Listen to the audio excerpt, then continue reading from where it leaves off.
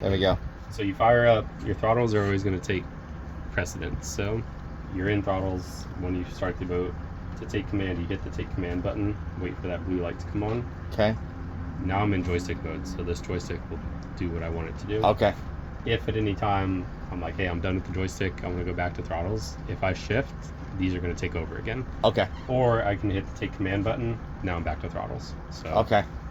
If you ever get into like a situation where like joystick's not doing what I need it to, I just want to go back to throttles, just shift. You don't have to hit the button. Otherwise I hit the button just kind of out of habit. Okay. So now, you know, if you push it over, it's going to display your engines out. Okay. That's cool. Yes, we'll play with that when we're pulling off the dock. But then, okay. Sometimes you need to steer too. So let's see. Yeah. So if I go forward now the throttles are in control, but it's left my steering displayed out. So that if I just turn the wheel, it's going to straighten again. Okay. So keep that in mind too.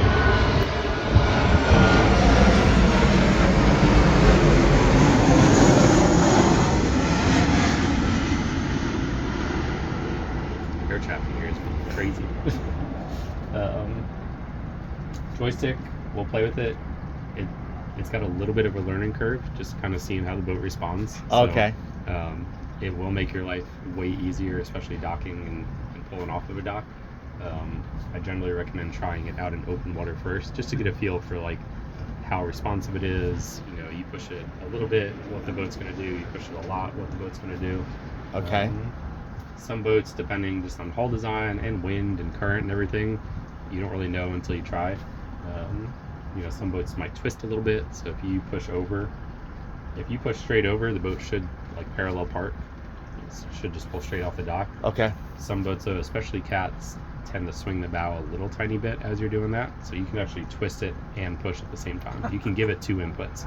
So I know there's a twist. So there's a twist of that so knob. I'm not in command right now, so if I push this over, it's going to try and walk the boat straight off the dock. Okay. If I just twist it like that, it's going to keep the boat in this position, but it's going to spin the bow that way. Okay. If I'm pushing over and I notice like, hey, my bow's kind of going that way, I can then twist it while pushing over, and it'll straighten me out and push me off the dock. Okay. That's where you got to play with it. Okay. It is an incredible tool. You just got to get a feel for it. So, okay. Learn how to drive the boat with the throttles too. I love the joystick, but I tell everyone just get a feel for it with steering and throttles, just in case. Sure. A lot of software at play there. So. Yes. These buttons are going to give you. So That's this the is P your button. C station. Yep. Okay. So, position hold is going to be hold you in position, but it'll let the boat swing around. So generally, it'll naturally swing the bow away from the wind, keep your stern into the wind. So it would hold your position, but let the boat swing around, and that's going to hold you like for fishing or something. Okay. It asks you to engage up here because it's basically saying, hey, don't use this when there's a swimmer right behind you, because your engines are going in and out of gear, they're steering, etc. Okay. So they're going to kind of yell at you like, hey, I've seen people throw swimmers in the water, and these things, I mean, I think they say it's like a 15-foot radius that they move around. So, you know, it's terrifying that people let swimmers anywhere near them. Okay. Heading is going to be like a heading hold. It's just yelling at me because we haven't moved yet, so it doesn't have a GPS fix. Heading will hold your heading, so it'll let you drift, but it's holding the boat pointing in a certain direction. That's good if you're like drifting down a reef line fishing or something. So you want to drift down that reef line and kind of work your baits all the way down a wreck or a reef.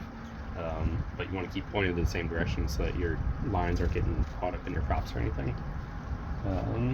Boost gives you a little more power. So there's a limiter that limits how high the engines can rev in normal mode.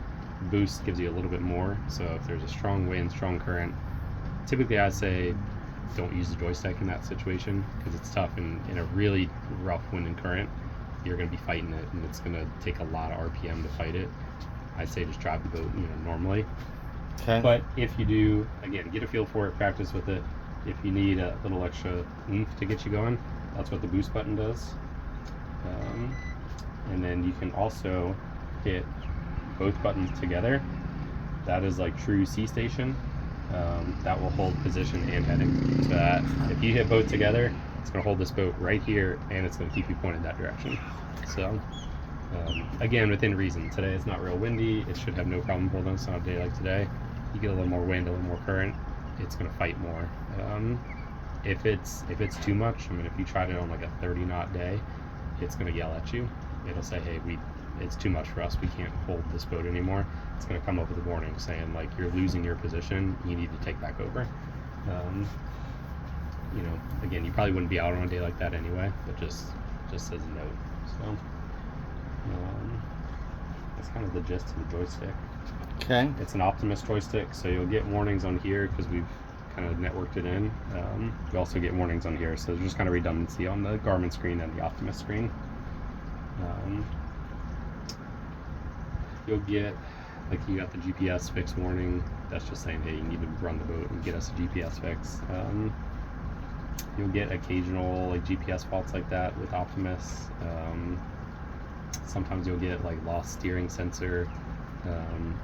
Typically that's like just power down, power off the engine, power off the batteries, start back up, you should be good to go. Okay. That's really all I ever see with Optimus. They're pretty solid, reliable systems. So Does that lost steering sensor get lost while you're moving, so you have to shut it down while you're out? yeah, it can. Okay.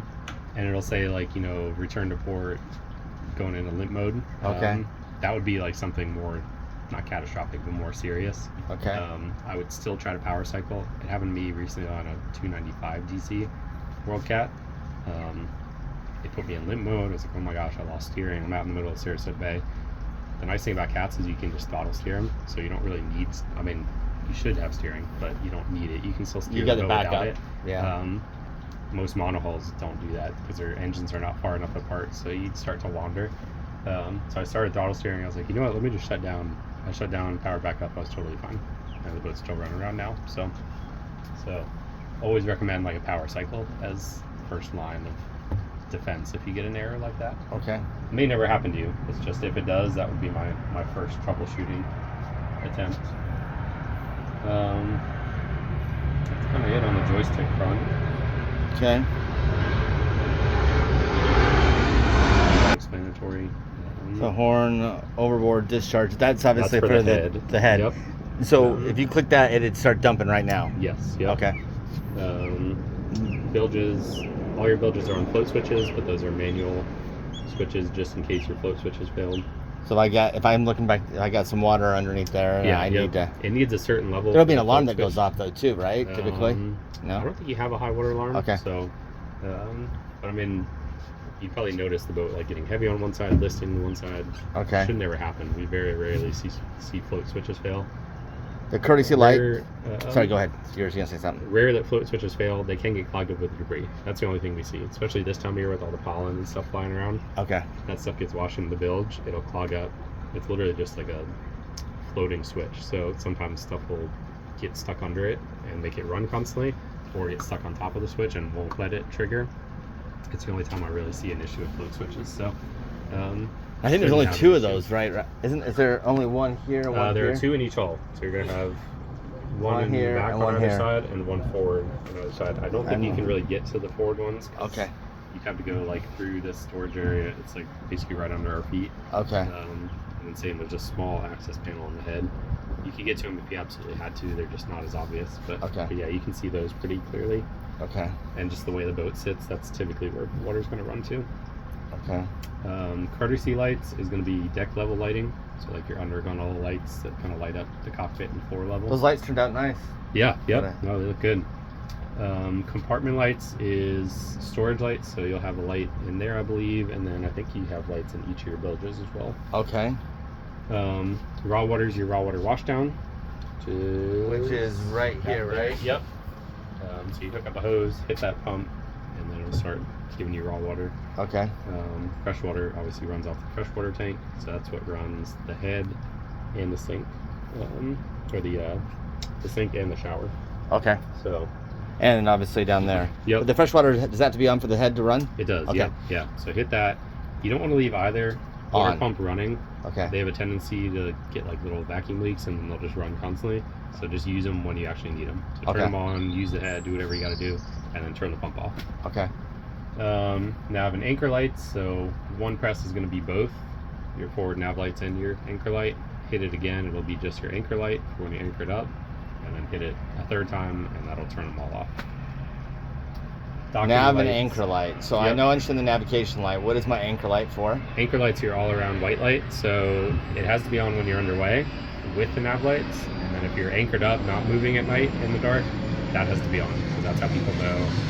Basically, if you see that light on and no nav lights, that means, hey, this boat is stopped, so give it a wide berth because he's not moving.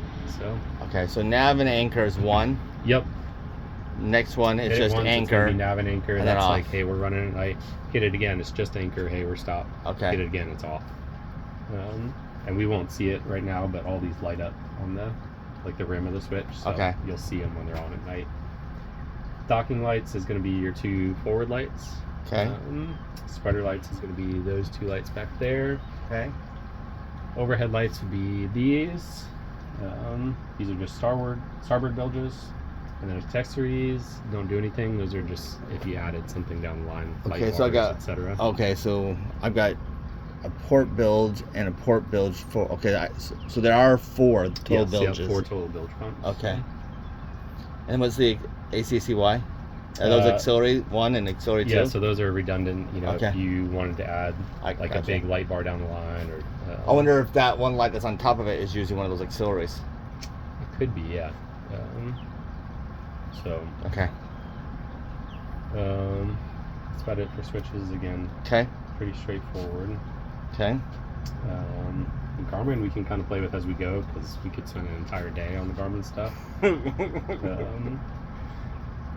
Yamaha display.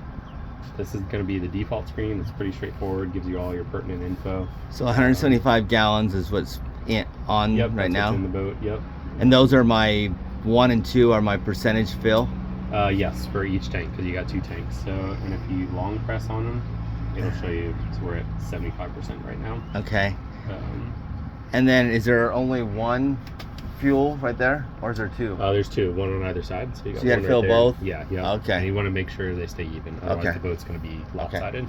Well, There we'll do is that today no- on the way back. There's no like crossover or anything. Okay. There's no way to transfer between the two. So yeah, keep them both, level. Okay. Yeah, if you long press, because the bars kind of give you a rough idea, but I like to long press and get an actual percentage. So Okay. which tells you where you stand. This is going to be actual speed, fuel economy in miles per gallon. This is air temperature, I believe. Tachometers. These bars are trimmed, so as we trim the engines up.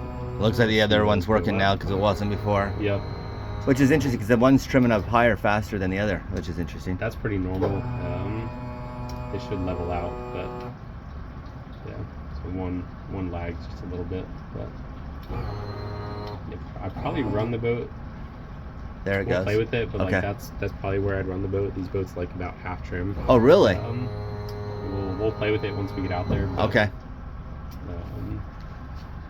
battery voltages, just some temps and pressures. You don't really need to pay a whole lot of attention to that stuff because it's all going to yell at you. So if anything's going wrong, you're going to start getting like fault codes or error messages on here Okay. that tell you what's going on. And again, typically anything that you get like that, it's going to be a call us or call your Yamaha mechanic situation. Swiping over, it's just trip data, so you can just see like total fuel burn, how many miles the boat's gone, etc. So this is actually a Garmin screen. Yamaha is partnered with Garmin, so you actually have charts in here too. So it's redundant, you're going to use that most of the time, but technically if something ever happened to this screen, you can use this as a chart screen to get you home. Oh, interesting.